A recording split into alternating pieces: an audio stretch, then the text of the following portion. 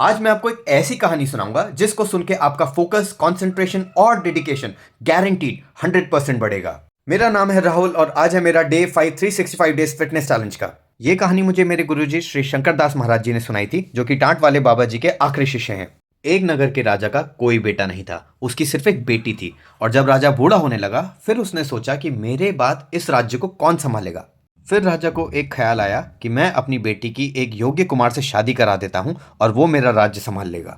फिर राजा ने पूरे देश में घोषणा करा दी कि आज से 3 महीने बाद जो भी युवक मेरे महल में आके सबसे पहले मेरे से मिलेगा, मैं उसका विवाह अपनी पुत्री के साथ करा दूंगा। और फिर वो दिन आया जब राजा से मिलने के लिए हजारों युवक सुबह अपने घर से निकले। और योग्य युवक की परख करने के लिए राजा ने अपने महल से पहले 10 किलोमीटर लंबा मेला लगाया, जिसमें सब कुछ मुफ्त था।